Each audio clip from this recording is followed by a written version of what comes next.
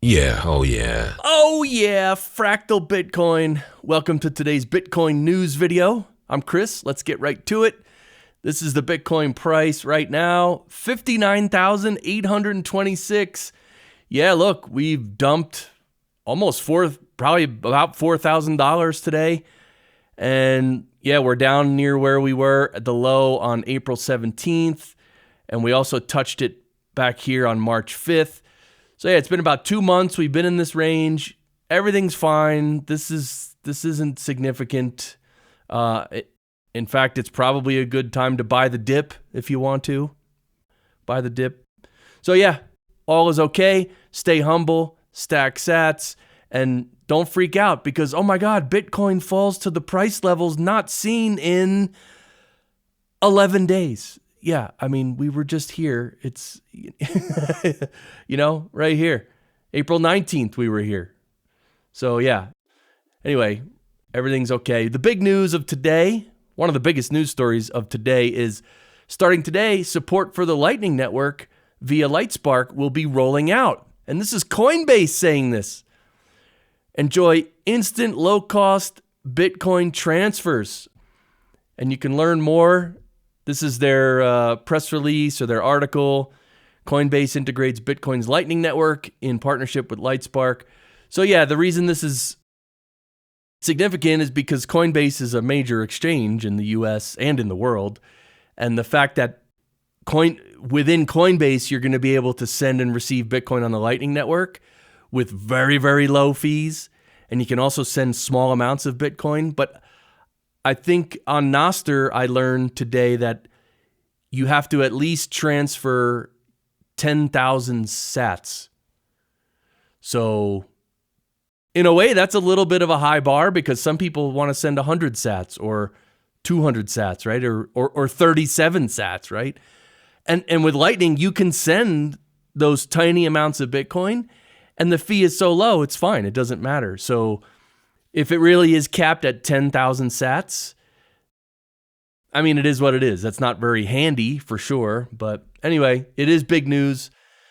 And by the way, it's really good for Lightning. I mean, people have been bashing Lightning and saying, oh, it can't scale. It won't be adopted by bigger institutions or bigger players. Well, this is adoption by if arguably the most influential player in Bitcoin, right? In terms of, exchanges. So yeah, and the other big news is Hong Kong's Bitcoin ETF, which the first day of it was yesterday. Well, it's yesterday for us. I don't know, time zones. But yeah, Hong Kong's Bitcoin ETF took in 121 million of assets on day one of trading. And that's more than all U.S. Bitcoin ETFs combined in the last 6 trading days. Okay, so first, the last 6 trading days in the U.S. for the U.S. ETFs was very low volume. But this is a good sign. I mean, I heard other people online reporting it was only 11 million and that it was a terrible start for the ETFs, but it's not 11 million. It's 121 at least. And even, here's a video of the opening ceremony of the Hong Kong spot Bitcoin ETF. Here's the opening ceremony here. And Samson Mao comments on that. He says, this is the start of something big. Bitcoin is the only investable asset for China now, and the doors are open. Be patient and you'll see. Yeah, and also with the Hong Kong Bitcoin ETFs on the first day, it was actually strong. The context is the China AMC predicted more than 125 million on the first day, which was hit. 127 million was what they did. And in the US ETFs, first day was 750 million. Of course, that's a lot more, excluding GBTC selling. However, the US ETF market size is 6,500 billion versus Hong Kong's ETF market size of 50 billion. That's 130 times smaller ETF market. So yeah, when you compare them in terms of the market size, the Hong Kong ETF actually opened stronger than the US ETF, arguably, by this metric. Yeah, so let's talk adoption. because we still have a ways to go with adoption, Bitcoin adoption. Here's Somerset Ben posting, I bought a coffee at a wagon today and asked, can I pay with Bitcoin? She explained it would be too complicated for her, then proceeded to enter the items into an iPad, added up the prices, enter the amount into a card machine, and negotiate the card transaction. Bitcoin is not hard. Educating people is. And this is so true. That's why the adoption of Bitcoin in general is not going to happen very quickly. It's going to take years, because just for people to do simple things, it's such a different concept, right? Bitcoin. So it's so different than anything else that came before it. It's hard for people to understand it. And then when they do it, they have to start slow and then get used to it. So it's going to take time. But yeah, educating people is not easy either, because I can tell you from my YouTube comments, a fair portion of the comments are just trolls saying that, oh, Bitcoin's a scam. It's never going to amount to anything. Bitcoin's going to zero. So teaching people is hard. Teaching a normal person is hard, but teaching a brainwashed idiot that thinks Bitcoin is a scam and it's going to zero, teaching them is a lot harder. That might even take a generation, right? But it'll happen. It'll just take a while. And here, the other big news of the day, this is actually breaking news. This is from the U.S. Department of Justice. Early Bitcoin investor charged with tax fraud. Yeah, the man known as Bitcoin Jesus evaded nearly $50 million in taxes, allegedly. An indictment was unsealed yesterday charging Roger Ver, an early investor in Bitcoins, with mail fraud, tax evasion, and filing false tax returns. Ver was arrested in Spain this weekend. Based on the U.S. criminal charges, the United States will seek Ver's extradition to stand trial in the United States. So yeah, I don't know much about Roger Ver. I don't know much about this lawsuits, but this is the news today. So pretty big news. And of course, this is something that the corporate media is going to run with. They're going to be like, see, scammers use Bitcoin and all this. Oh my God. All right, if you want to subscribe while you're thinking about it, feel free. And let's get into some fiat government nonsense for context, because Bitcoin solves these issues. Firstly, Kaplan on CNBC was saying we must, quote, slow the implementation of the Inflation Reduction Act to slow inflation, end quote. Yeah, this is like literally stupid doublespeak. This is what the cartel does, right? Oh, we have this Inflation Reduction Act, but we have to slow down the implementation of that, and that will slow inflation. They're talking in circles. This is ridiculous. And here's from Dennis Porter. This is huge breaking news. A new paper reveals that federal banking regulators are likely contributing to the widespread debanking of Bitcoin companies and individuals. Now, I've heard there's been a bunch of news stories about this, and there was even a bank, it was on the West Coast, a bank that was dealing a lot with Bitcoin companies and like Bitcoin startups and even crypto startups. And that bank is one of the banks that went out of business. But yeah, if you have a Bitcoin company, if you start a company in Bitcoin in any way, they're likely to come down on you and try to, use lawfare, just sue you and debank you. So this is what's happening. And so this new paper is revealing some of the evidence of this, right?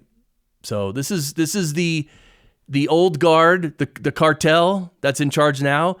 They're trying to stifle Bitcoin and punish people who are into Bitcoin and companies that are into Bitcoin, and they're debanking them. It's horrendous. This is a huge piece of news, but of course no one's ever going to know about this. So whatever. But here from the Libertarian Party, these are 4 signs you are bad with money. 1, you can't balance a budget. Okay, that makes sense. You lend money before paying your own bills. Yeah, that's definitely a sign you're bad with money. 3rd one, you have to take money from other people to pay your bills. Yeah, that's a sign of that you're bad with money. And the 4th is your debt is over 30 trillion. Like the U.S. Isn't that funny? The U.S. and the Fed, they're all lecturing all of us on money and how to manage money, and they're making all the decisions on money, but they're over $30 trillion in debt, right? It's 35 trillion now. It's clown world. But Mandrick points out quite correctly, there's only one ETF Bitcoiners should care about. End the Fed. Yes, let's end the Fed, please. Here's some more government nonsense. The UK has seized new powers. Yeah, the UK. First, police will no longer be required to make an arrest before seizing crypto from a suspect. Oh, that's good. That makes sense. Ridiculous. Number 2, seize anything such as written passwords, flash drives, or memory sticks. Oh yeah, just seize everything without even an arrest. Yeah, that makes sense. That's freedom and liberty right there. Third, destroy crypto assets such as privacy coins for the public good, like Monero. Okay, and it goes into effect today, which was actually yesterday. So this is what governments do. You just have to understand. This is all for context. And I'm showing you this context because Bitcoin fixes this, right? If we separate money from state, and money can just be money, it's free and open to everyone. Everyone can use it however they want. That's called freedom and liberty. That's what everybody supposedly worships, freedom and liberty. That's how the money should be. That's Bitcoin. Bitcoin solves that problem. We can all use a money without censorship, without any authoritarian control. It is what it is. It's just money and store of value. But you have the cartels, which is the governments. They don't want this. They want to run the scam with their fiat. So if we all used Bitcoin instead of fiat, which I know, look, it's a thought experiment for sure. But if we all used Bitcoin instead of fiat, everything would be fine. The government wouldn't be able to do all these things and to start wars and to print money. So, yeah, and this is a must-see video where El Salvador's President Bukele tells government officials they're all under investigation. Yeah, I saw the clip. He's sitting in a meeting with all his advisors and all the important government people, and he literally says, "Yeah, all you people, we're gonna be investigating all of you for past things and into the future." And it's like, hello, that's how it should be. If people are public servants, they're in the government trying to serve the people, yet we should watch them. We should watch them like a hawk to see that they're not corrupt, that they're not doing corrupt things, right? That's obvious. That's obvious. And yet here's a guy, he steps up and does it, and he looks like a freak show compared to these other communist authoritarian regimes, right? This is normal. My God. So who's ready for the Bitcoin Museum in Nashville to be open to the public? Yeah, apparently they're getting a Bitcoin museum going in Nashville. Here's the website. By the way, I linked to everything below. But yeah, they're building the world's preeminent Bitcoin museum. They don't know when they're going to open. They don't know where it's going to open. But they're seeking all these things, artwork, wallets, all different historical significant items. And they currently don't really have a roadmap or tax status or insurance, but what they do have is an extensive collection that they can grow. So, yeah, that's interesting. I mean, it's obviously still early days, but yeah, why not have a Bitcoin museum? Let's go. This is from Fountain, which is a podcast listening app. So you can use Fountain to listen to your podcasts. The great thing about Fountain is it has Lightning enabled within it. So while you're listening to podcasts in the app, you can zap them Satoshis right there. And so Fountain comes out today because Coinbase now, you can send Lightning transactions with Coinbase.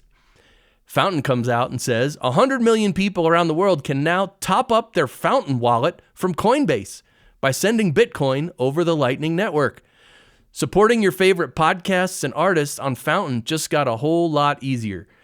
Yeah, so we're seeing this is the new world that's being created with Lightning and zapping Satoshis. It's just great. And it's only going to pick up and get more adoption, right? It's beautiful.